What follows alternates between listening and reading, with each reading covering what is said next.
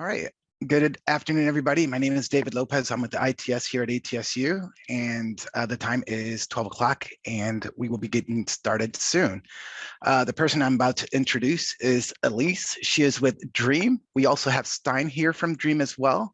They're going to be giving a presentation on some Qualtrics stuff. So all I ask is that everybody remain muted and please post your questions into the chat. Myself and Holly will be monitoring the chat and making sure that if we need to interrupt her to get these questions answered, or if we can just answer them on our own, we would do so. Thank you. And here is Elise. Thank you, Lopez. So good afternoon, everybody. Thank you so much for your time. I will start sharing my screen now. It's always a bit tricky because I'm always scared to share the wrong one. So just to double check, can all of you see my presentation now? Looks good. Awesome. All right. So this session is a follow-up on the session that we had 2 weeks ago. And during that first initial session, we went over the basics of Qualtrics. So how to set up a survey, what the tool can do for you. And today I want to take you along in a couple of more advanced survey techniques. For example, how to work with data, and some other very interesting ways to kind of structure your survey. Then I also want to show you how you can download all of your survey data so you can analyze it, for example, in Excel or whatever tool it is that you're using. And finally, I want to finish off with how you can distribute your survey via email. So sending out an email with a survey invitation, but also if you want to, how to schedule a reminder and send a thank you email. Now we only have an hour today, so I will do my best to get you through all the topics. But if we run a bit late, then I will save you one of these topics for the next session. So the first topic that I have for you guys today is embedded data. Now, embedded data is the #1 thing to make your surveys more interesting, but also to make them more efficient. So what is embedded data? Well, data is everything that you are capturing with your survey that is not coming from a survey question response.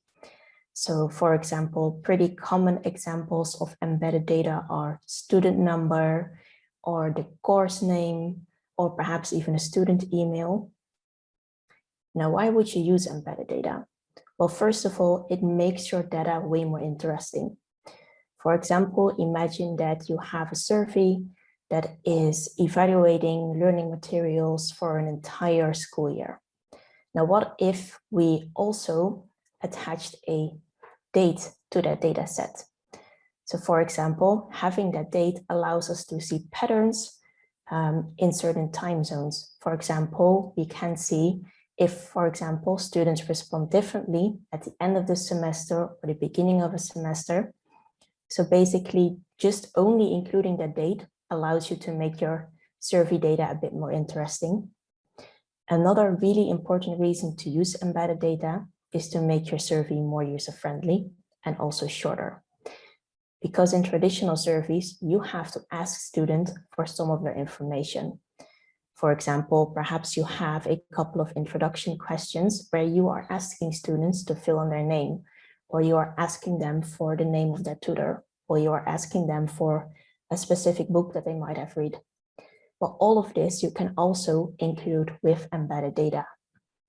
And a final reason to use it, and a huge advantage when it comes to analyzing your data later on, is that it ensures clean data capture. For example, if I were to include a question asking students or faculty to fill in a date, I can assure you there will be 10 ways of how people are filling in that date. Some people will use the US standard of filling in a date. Others might use the Western standard. Some may just write down the name of the day. So using embedded data also ensures that not only you always will have that data, but that it's always kind of captured in the exact same way with the same spelling and the same formatting.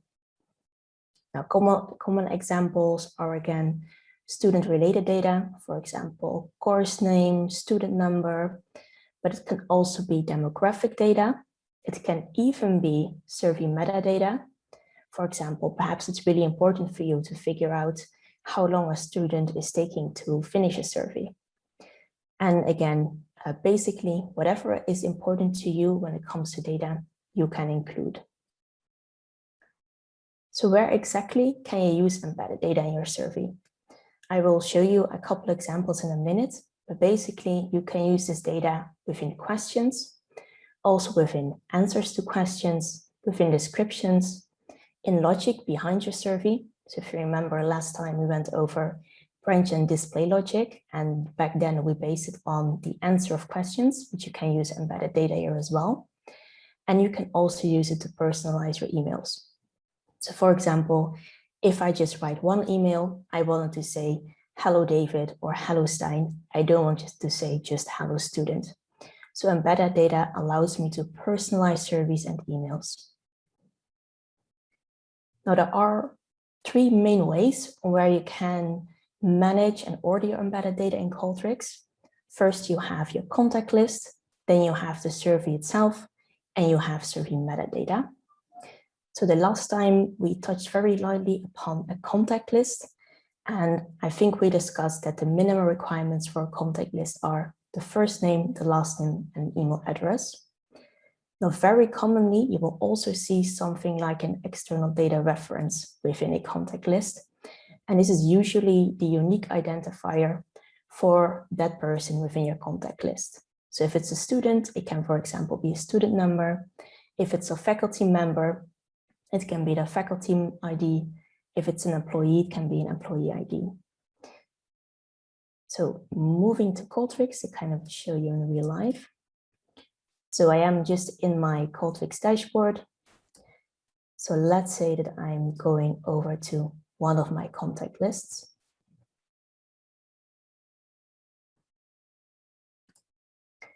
So over here, I have one for a fictional contact list for Dream University. So again, the moment I open it up, I'm receiving those required columns for first name, last name, and email. But the moment I click on one of my students, for example, Alice, and I scroll a little bit down, what I'm also seeing is embedded data.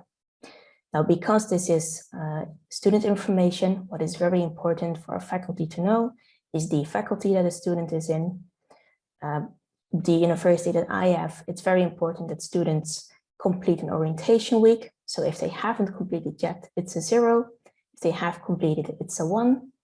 Then I also have embedded data for the term that they've started in, and I have my student email. Now, if I want to, and you can always do this, you can manually just add embedded data to all of your students.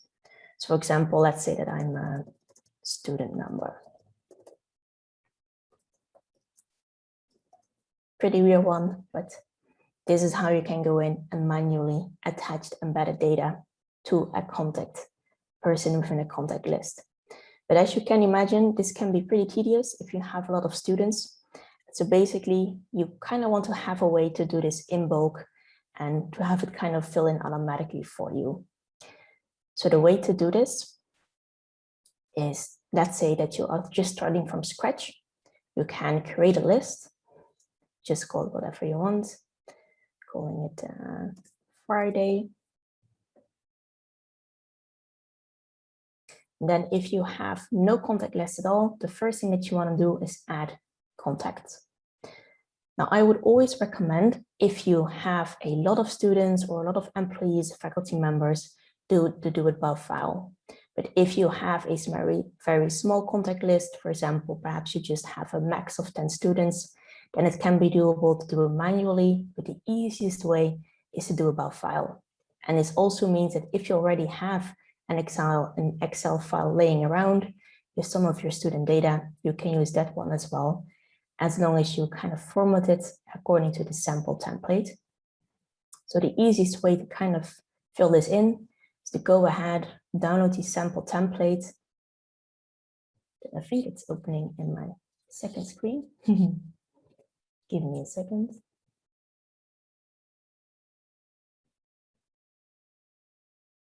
There we have it. So this is the sample from Qualtrics. But the nice thing is that basically you can edit this file to however you want. So you can just, apologies for the Dutch, you can just add another column, give it any kind of name that you want your embedded data to be. So for example, perhaps calling this learning material, because perhaps you have to learn a specific book. And in that column, I can type in, for example, the name of the book. And so you can create as many columns as you want with the embedded data, fill it in. You can kind of copy and paste your students in here, or your faculty, or whoever it is that you kind of want to put in. And that way you can very easily create a contact list.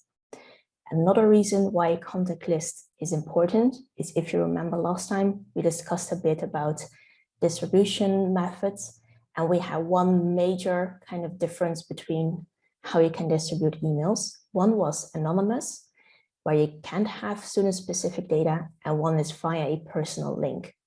And if you want to distribute via a personal link and capture student-specific data, then you need a contact list as such. Now, another reason why contact lists can be very handy is because you can also create samples from your lists.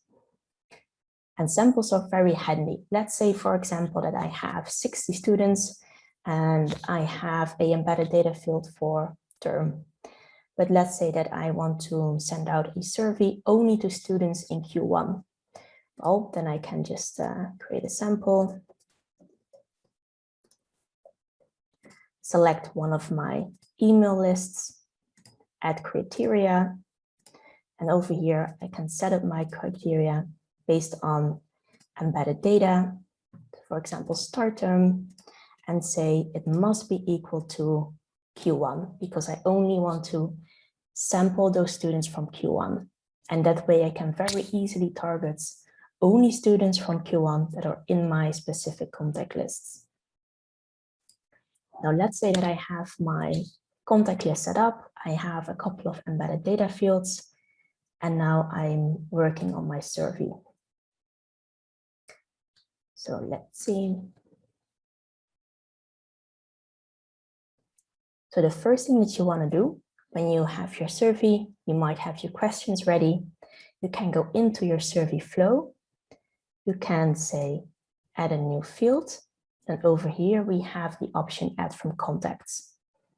Then I can select the contact list that I have created, my fictional dream university one. And then it's loading the embedded data fields that I have included. And I can very easily click on them and add them to my survey. And even though I'm not including these embedded data types in my questions, every time I'm sending out the survey and students are filling the survey in, automatically I will capture this data in the background, and it will be visible for me as the one who is analyzing the data, always within the data and analysis tab. And this is very useful because, for example, I can now filter question answers based on the term or based on a specific student. I have some double ones I see because I was just playing around.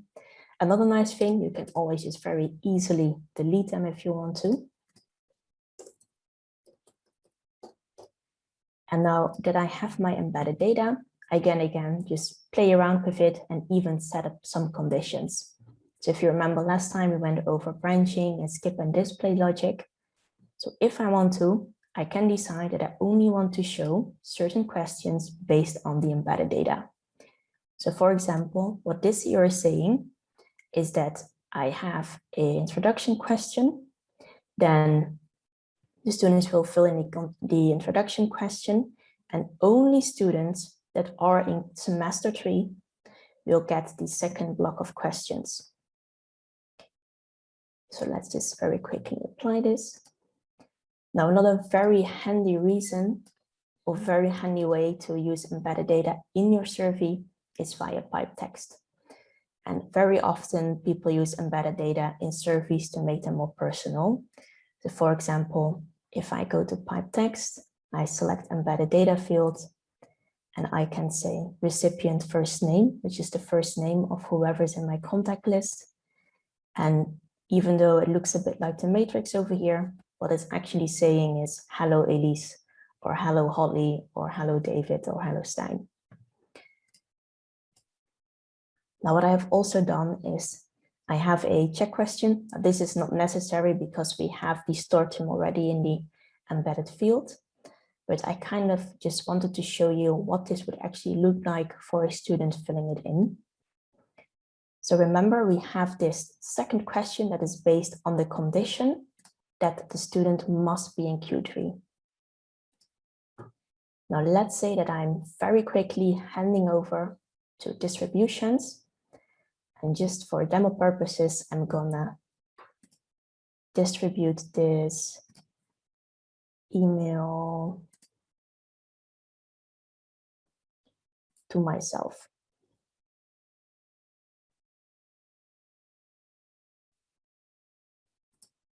So I have created a demo sample with me, myself, and I. And I'm just very quickly gonna let it say my first name. Then I have included the survey link. And I'm gonna send it now. And then let's hope we don't suffer from the. It might take a minute for it to come in.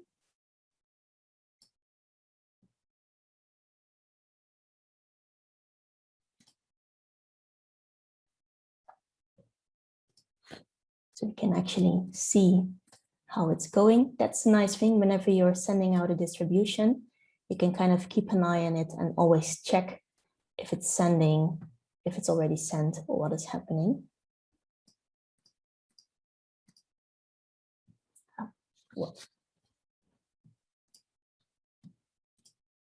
But because I'm a little bit impatient, I'm just going to show you the one that I had sent to me this afternoon. So basically, as you can see, the email is now saying, hello, Elisa, because I included the embedded data for myself. It's including that survey link. And if I were to open up that survey, I would receive this email asking, saying again, my name, because we include that with embedded data. And it would ask me, did you start in Q1? Because if you were to head back over to the contact list,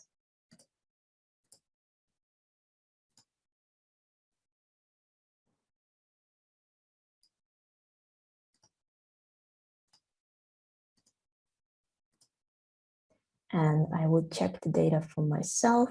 So I have myself over here. I'm just checking my embedded data. So I'm in Q1. So that means that I am not supposed to get that second question, because only students who are supposed to be in Q3 will receive that question. So if I were to double check that in data and analysis, I can again indeed see I'm in Q1 and the second question is empty, which is correct because this question was only supposed to show up if I was in Q3. Now you might be wondering why I have all my embedded data nicely here and all these people are not. Well, that is because, and it is always something to keep in mind, I always like to do a test run of my surveys. However, if you just use test responses because it's fake data, you won't get that embedded data. So the best way to kind of test this out, the most reliable way, is to have a few dummy accounts set up to just make sure that your embedded data is coming through. And this is always something that I would recommend, is that if you are ready to distribute your survey to your students or to your faculty members, to always do a test run first, just to make sure that the data is showing up the way you want it to show up. Because if you do a test run and you notice that you're missing some data or it's not coming in the way that you expected it to be, then you can always change it. Now, the third category that I talked about is the survey metadata. Now, survey metadata can be really interesting as well. And the nice thing about metadata is that it's basically something that comes with every survey. You don't have to set anything up for it. So my favorites are progress, so I can double check if the student has actually finished the survey, the duration, because duration kind of gives me an idea of either if my survey was too long or too short, or I have some people who are fumbling to my survey. And I can, for example, also check the recorded dates. And even if it's important to me, check up on the user language. for example, the people take less than 3 seconds to fill in my survey, which is pretty okay because I only have 2 questions. And over here, I can nicely see the progress. And in regards of embedded data, you can always just go ahead to embedded data and just either enable or disable it based on what it is that you want to look at.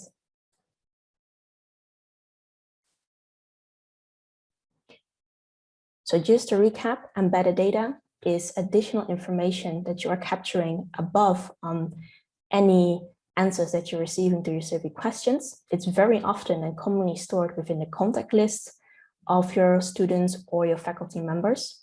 In the contact list, you can very easily, either in bulk or manually for one person, edit and manage that embedded data. You also have embedded data in the form of survey metadata, which is captured automatically. And within your survey, you can use embedded data in questions. Also, by the way, in question answers. So for example, if you have a specific embedded data field that kind of is equal to an answer, you can do that as well. You can also use it in survey logic. So for example, to create a branch. And it is kind of how you can start using embedded data. And always, always, always, please do a test run before you do a real life distribution. And you can do that either via creating a sample list from your contact directory or having some very nice test responses.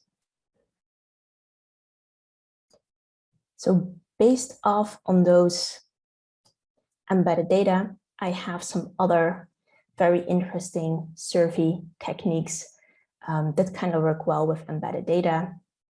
And the first one is my absolute favorite, and that is the loop and merge. And the reason why I love this so much, it's because when you get the hang of it, it can really kind of save you time in building the survey. And it's also just kind of very easy to kind of manage. So why and when would you use loop and merge? Now, every time that you have a set of questions that you want to repeat for something, perhaps because you have 10 faculty members that you want to evaluate, or you have 10 workshops each semester and you want students to evaluate that workshop. Traditionally, what you would do is you will create one survey for each workshop, which can be time consuming. And another pretty large disadvantage will be that all of your data is scattered across those surveys. While with loop and merge, you only have to set up those questions once, and then loop and merge will automatically loop through those question blocks for you, and all of your data is within the same survey. So for example, in this use case, I have, let's say, about 10 workshops each semester. And then after each semester, I want to ask my students which workshops they have participated in, and then to evaluate the workshops that they have been in. And then because I'm a lazy teacher, I only want to have to set up that loop and merge those questions once. So one very important tip, last time we went over the structure of a survey. And if you remember, we had those blocks that we talked about. And blocks are kind of the parts of your survey that contains question types and descriptions and basically the content.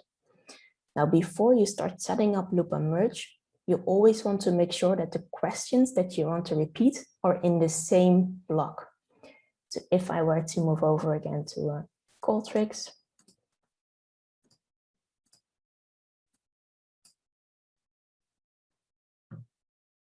I have my loop and merge example here. So I am making sure that the questions that I want to loop are in the same block. And in this case, I'm starting off with an initial question because I first want my students to fill in which workshop they've actually participated in. Because what I don't want is for them to go to all the workshops, even though they've only attended a couple of them. So I'm first gonna demo what it looks like, and then I'm gonna move over to an empty example and we're gonna set it up together. So if I were to preview the survey, and let's say I did workshop A, B, E, and F. So that's 4. If I now click on next, I have nicely displaying to me how many loops I'm going through. And this is correct because I selected 4 workshops. And you can see workshop A. If I go to next, workshop B. Then if we did it correctly, it's now saying, voila, workshop E, and then workshop F. So now I'm very quickly switching to a empty example over here. So first I have my initial question. So what I first want to make sure is that my initial question is correct. So in this case, I want my students to be able to select multiple workshops. So I'm gonna make sure that this one is switched to multiple answers, so my students can select multiple workshops. Then I have my questions set up within a separate block, which, just to make it easy for myself, I've called loop and merge block. It's not mandatory, but because I'm quite forgetful, I like to just name things as they come. Now I can just click on the survey block, and then over here, it's already saying loop and merge. And the moment I click on this, I can turn it on for this entire block. Now, all of these fields that you're seeing here, you can either fill in manually or based on the questions. And what these fields are is basically each time you create these loop and merge fields. And these are kind of used to create dynamic text that is different for every loop. So remember in the demo, we had workshop A, B, E, and F. Basically, this is what we use to create that dynamic text. Now, either you can do it the hard way and do it manually, or you can loop it off a question. Now, we had that initial question, so I'm just going to select that one. And I'm going to say that for all these selected choices, I wanted to kind of go through this loop. So as you can see, it's nicely filling in the workshop names. Now, if you want to make this a bit more advanced even, you could, for example, also attach a second field with, for example, the name of the teacher. But personally, I like to keep my loop and merge a bit simpler because it always kind of translates to having a nicer overview in my data analysis step, but that is just a personal preference. So I'm just gonna save this. And now the only thing that we kind of want to do is that in the demo, if you remember, we had the text saying loop 1 out of 4. And while it is not in any way mandatory for a loop and merge block, personally, I like it because it's a bit more user-friendly. Because, you know, if you're a student, you might not expect to get the same set of questions. And this is kind of a nice reminder for students to see at which loop they're actually at. So I'm going to start with there. So again, loop and merge is a bit part of data. So again, go ahead and go to pipe text again. And then over here, we have already loop and merge. Now, your faces are hovering over my Qualtrics, so I'm moving your side. So loop and merge, then we have loop counts, and then we have the current loop number. So for example, if we have 4 loops, this will say loop number 1. Gonna say that. And I can just type in front of it, number 1 out of. And then I also want to have the total number of loops to kind of create a 1 out of 4 effect. And then another thing that we want is we wanted to have the dynamic field displayed here. So over here is where we wanted to say, how would you rate workshop E or B or whatever till F. So again, pipe text, go to loop and merge, and here we have those fields that we have set up. And over here, you can just select that first field, which contains all of those workshops. Just going to put it in there. Same for my second question.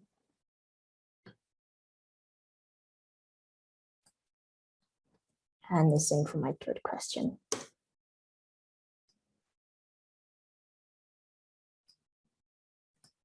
All right. So basically, with just setting this up, I have now saved myself setting up 6 other surveys to kind of evaluate those other surveys that I have. So now let's preview this to kind of see if I have done it right and I'm not suffering from the demo effect. So let's say now I'm going for B, D, and E. Click on next. Et voila. This is correct because we selected 3 workshops. So we have 1 out of 3. We have workshop B, everywhere workshop D and E. Nice. All right. So the next thing I want to show you is what it looks like in your data set. So I'm very quickly going to swap over to the one I already set up because that one contains some more data.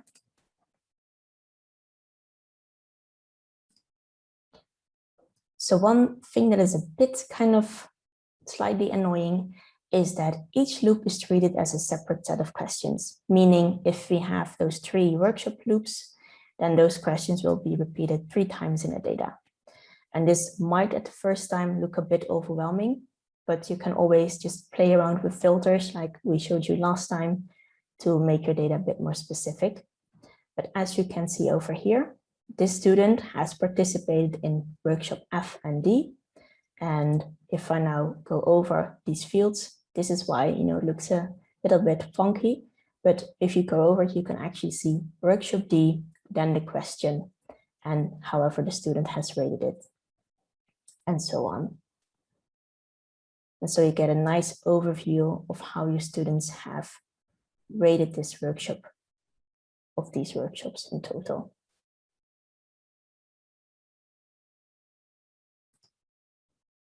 And if I remember from the last time, there was a question of how you can export this data, but not just for this survey, but for any survey, and kind of analyze it in your own Excel program or whatever it is that you're using to analyze the data.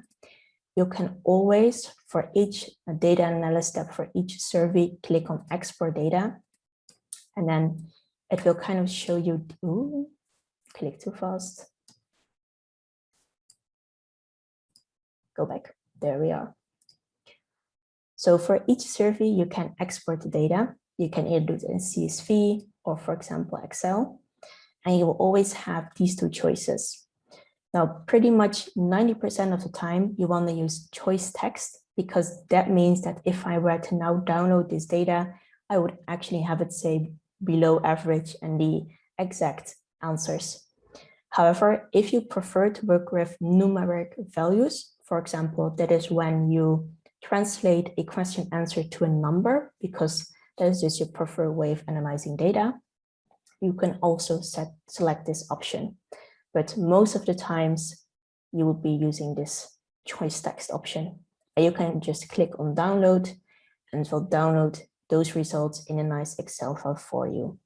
And you can either then extend the data and re-upload it, or you can just kind of keep it on your computer for your own analyzing purposes.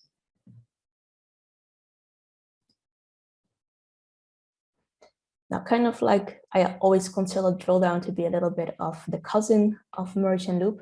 This is another one of my favorite survey techniques, is Drilldown. And Drilldown, I really like, for example, if you ever having practical training exercises or real life assessments going on, Drilldown can be really helpful. For example, let's say that you have a first aid course and students have to do a training exercise where they are putting on a bandage on a dummy person and they will be receiving an assessment for it. Or they have to stick on a bandage in a certain way to avoid bacteria. And let's say that you as an assessor are standing right next to these students and you just very quickly want to tap in the correct name of the student and then go on through your assessment questions. Then a drill down can be very handy. Or if you just want to drill down to a very specific answer. So if I just were to show you a demo of such an example.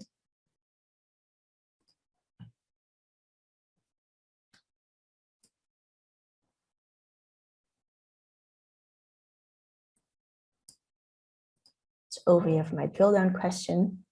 Now imagine that I am an assessor. Next to me are 10 students who are performing the training exercise, and I just very quickly have to assess them on the go.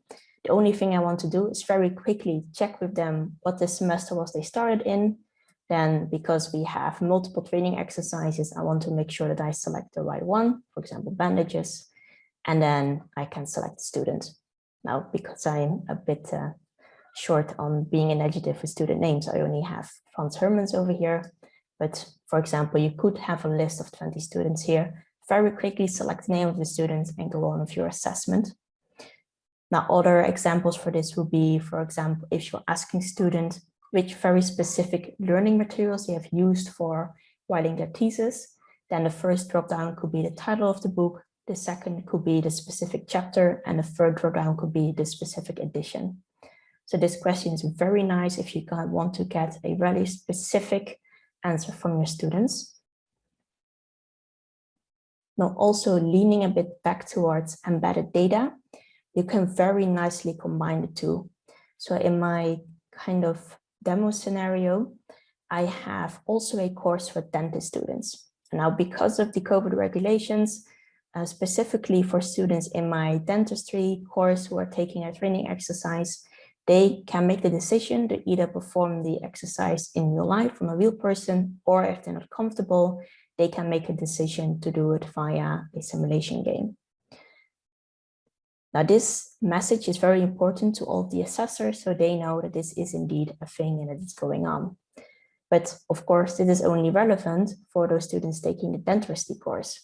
So if I were to go back to my survey flow, indeed, you can see that I have created a branch based on my drill down question, saying that only for those courses that are dentistry, I'm showing that second block with that node.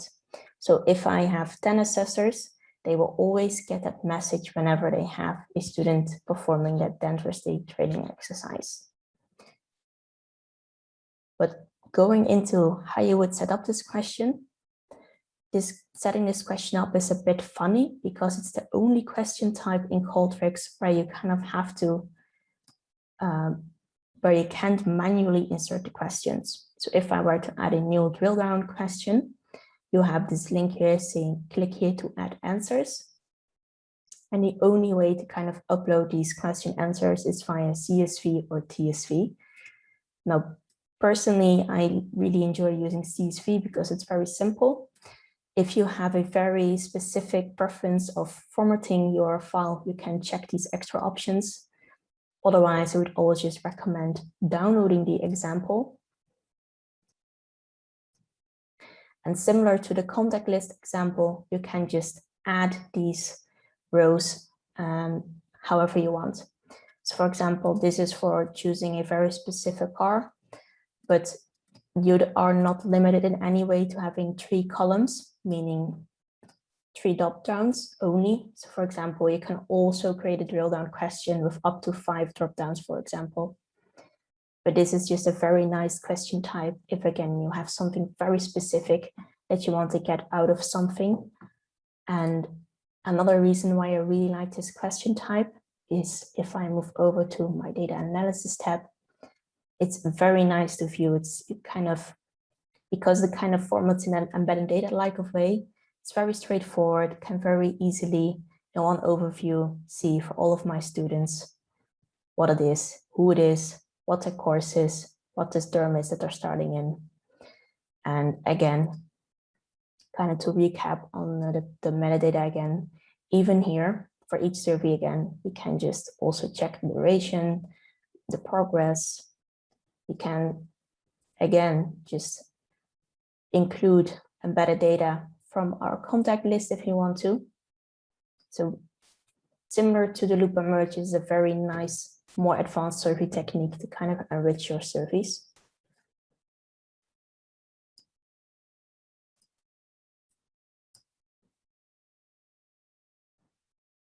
Oh yeah, and one nice thing I also like about Drilldown, I am the type of person that is typically clumsy.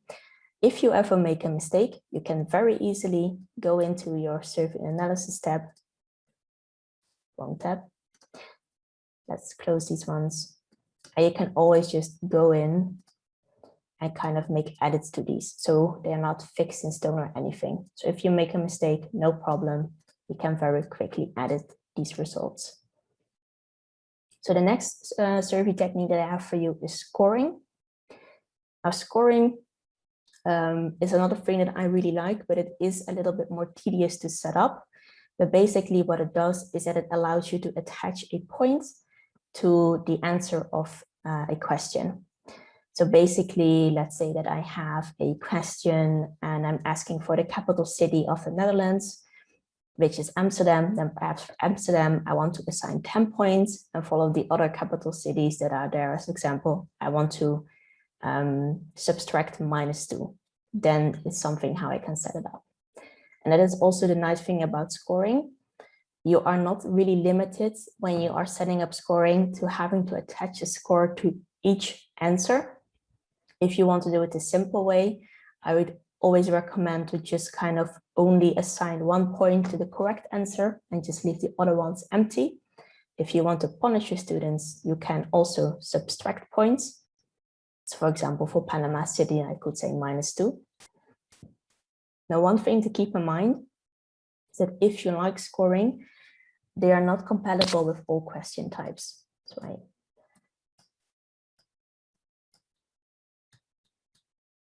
So they are kind of compatible with the most standard ones. So for example, all multiple choice, text entries, matrices. But for example, the drill down and the MOOC and Lurch that we went through in the beginning of this session, they are not compatible with scoring, which personally I wouldn't really recommend either. So when would you use scoring? So scoring is very nice for either practice exams, if you want to do some kind of personality tests or student profiling, or for adaptive testing. Because the nice thing is, again, if you combine scoring with logic in your survey, you could even create a survey where I will have to answer, for example, 5 questions. And if my scoring is either above or below kind of what I have designed as a teacher, is kind of like the minimum bar, they will receive another set of questions based on how they're doing. So if they're doing really well, I can give them more advanced questions. If they're kind of performing a bit below the average, I can assign them some more practice questions to help them mastering whatever it is that I'm providing them. So going back to Qualtrics to kind of demo this in real life.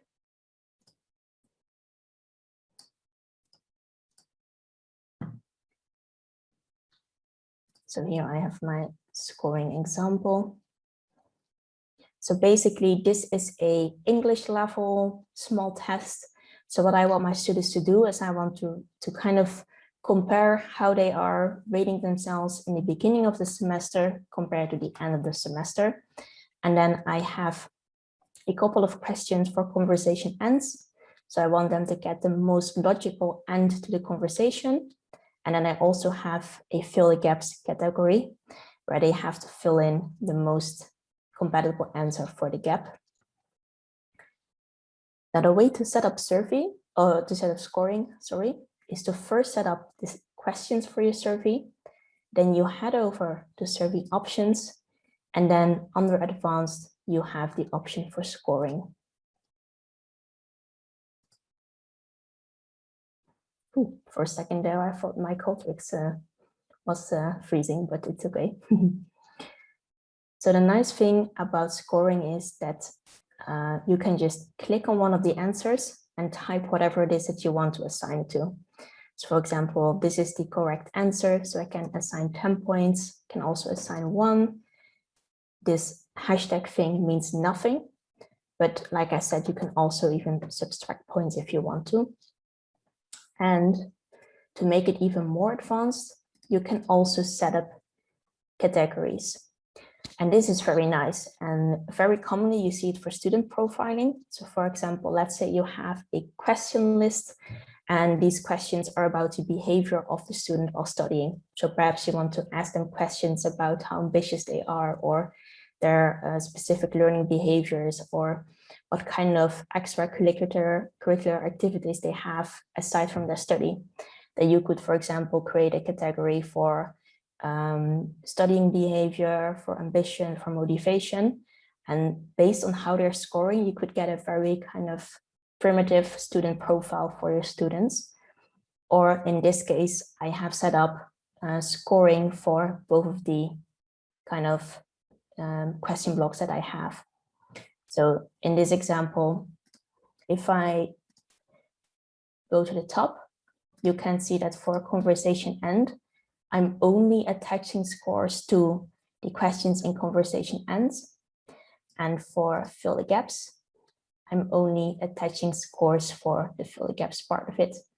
And this, similar to how you would construct a real life test, kind of allows you to assign points to a certain set of questions or a certain topic.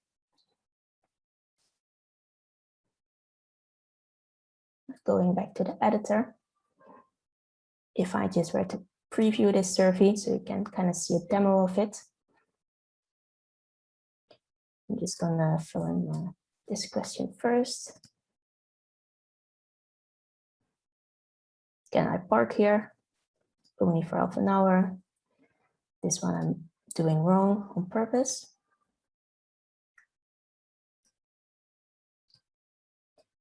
And the nice thing about scoring is for the students filling it in, it kind of even looks like they're taking a practice exam. So they get a really nice overview of the question that they did correct. So they scored 2 out of 2 points, or the one that they did wrong, but they can still see the correct answer. So this is another reason why I personally really like scoring, because it makes your surveys more interactive. It kind of looks even as if you have included feedback in there for your students, even though you've only just attached scoring to your question answers. So it's a really kind of different take on constructing your surveys. Now, as you can see, another thing that's really nice is at the end of your survey, your students even get kind of like a full response of their entire score of the survey. Now, in this case, I'm skipping over the second part of the questions, if you remember, because I only answered the conversation end and not the fill in the gaps questions. So why is that? So if I go back to my survey and I take a look again at my survey flow, I've done something sneaky here. So basically what I've done is I must kind of have a certain score, and only then that block with questions will show for fill the gaps.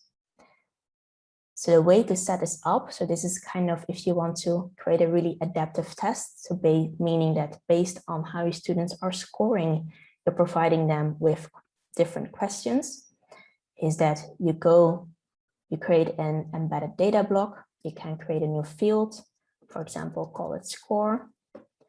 Then you click this drop down here. Oops, sorry, you click on set a value now, then the drop down, then you have scoring. And over here, we have those scoring categories that we have set up. And based on how you have set up your scoring, because you can go pretty advanced with this, you can set up one of these items, and one of them being the score. If you are interested in scoring, I would definitely recommend to go to the Qualtrics guide for scoring, because they have really nice extensive documentation, also on more complex use cases on how to set this up. But this is just kind of to show you the basics and how to set up a basic survey with scoring. And then again, based on that score, you can decide whether or not students will get that second block of questions.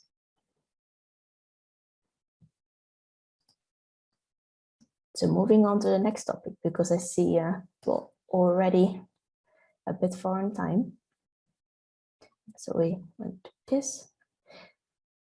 Yes, so also a very nice thing about scoring is, again, you can nicely see it in your data analysis tab. So you can very nicely see based on how you set it up. But in my case, I can see the total score of my students, and I can also see how they have scored in those individual kind of question blocks.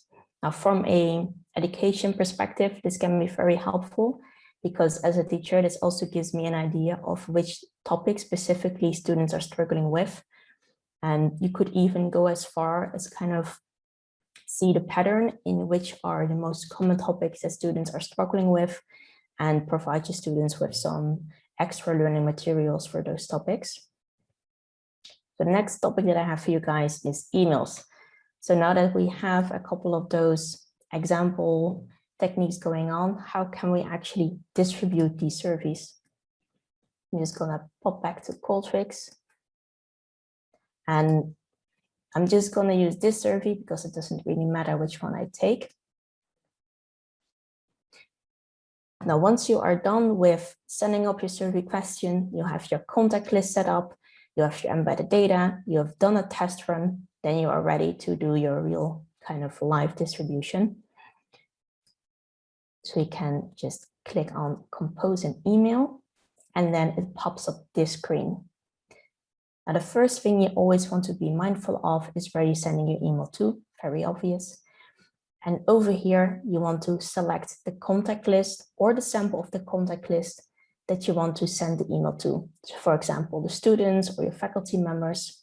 So again, I'm choosing my favorite one, my Imaginary Dream University one. And over here, I'm just going ahead and select this entire list of students. Now here, I can edit these details if I want to. I can also decide when to send the email.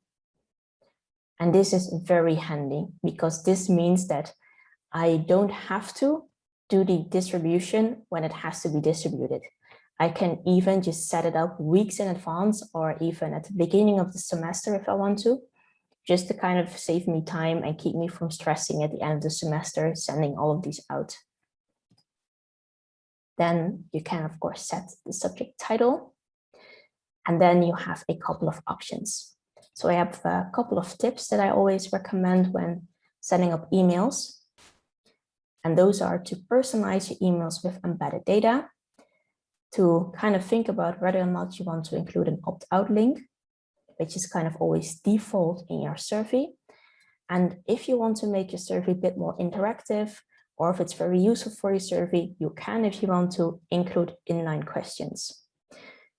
Now, the very kind of nasty thing about it is that inline questions are only possible with only one answer multiple choice questions.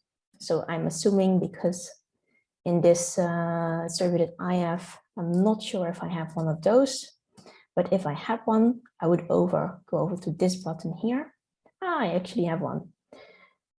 Even though this question wouldn't really make much sense, I can just pop it in as an example. So this is a way just to make your survey a bit more interactive if you want to. And again, similar to how we embedded data in our survey, I can also embed data in here. So for example, I can use the name of my student, which I would always recommend is to start your email with saying hello Elise or hello Stein, just to make it more personal. But depending on the embedded data in your contact list, you can include whatever you want here. This is also where you can set up that opt-out link if you want to. And you can also include the survey links.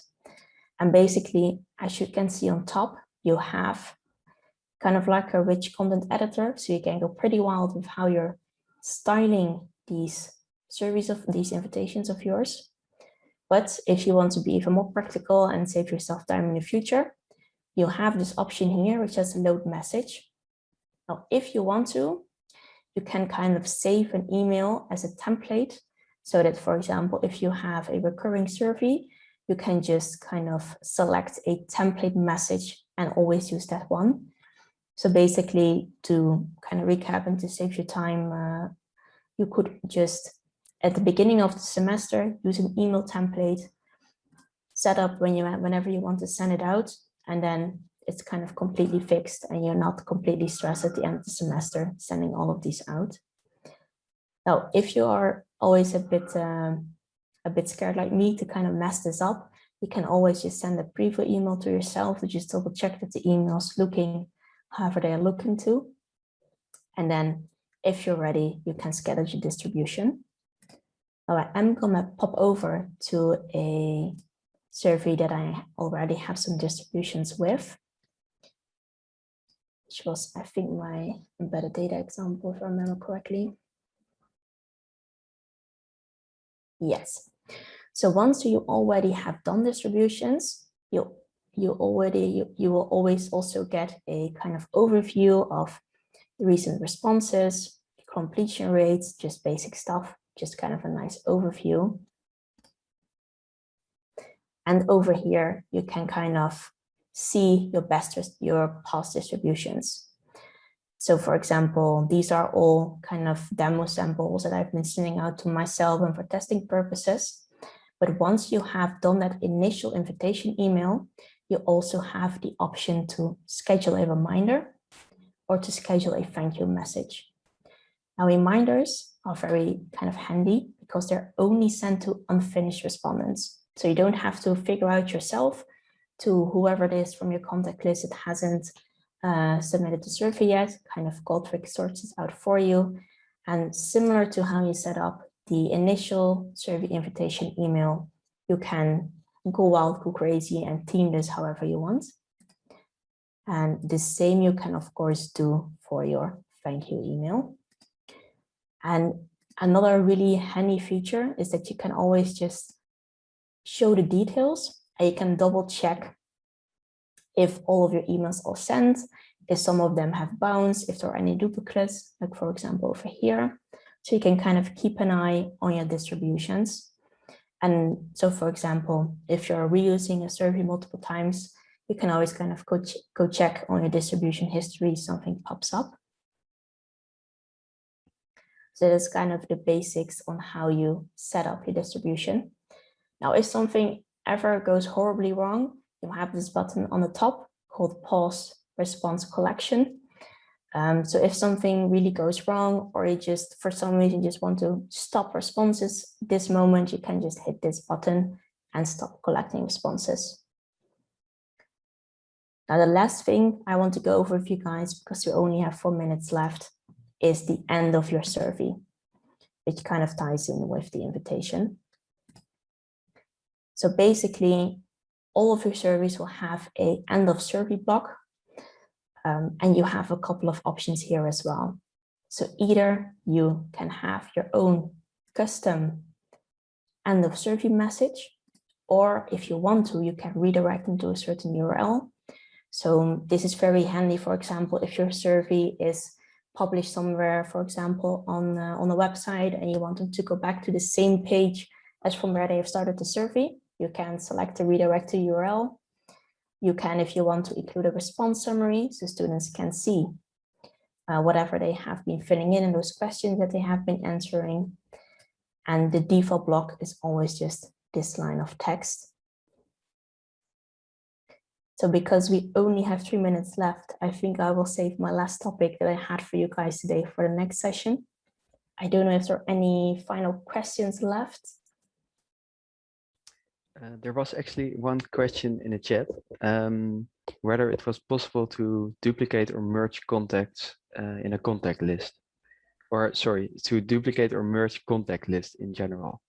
Yes, it is. Okay, that's good to recheck because I thought it was not possible, but yeah, maybe you can show it to the people. Yeah, so I think the easiest workaround is to just export 2 of those contact lists, merge them on your computer, and then re-upload that contact list again.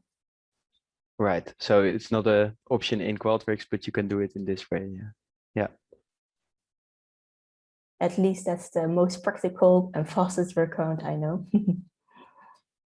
But I would always recommend for those very specific Qualtrics questions to just go to the Qualtrics guides. I personally use them pretty much every day, even though I've been working with this tool for 2 years, because Qualtrics is just so extensive that you can never know everything about the tool. And usually those guides will cover pretty much everything. And a nice thing about the Qualtrics guide as well is every kind of guide, if you scroll all the way to the bottom, has a FAQ session block. So over there, you will also get a very nice overview. For example, if I very quickly show the one for scoring that I have open here, and I scroll all the way to the bottom, I have those FAQ questions. And these honestly are a lifesaver, because 9 out of the 10 times, the question that I'm looking for is the one that is down here. So just as a general tip, if you ever have a very specific question, just hop onto the Qualtrics topic, go to the specific guide and check out this FAQ part down here.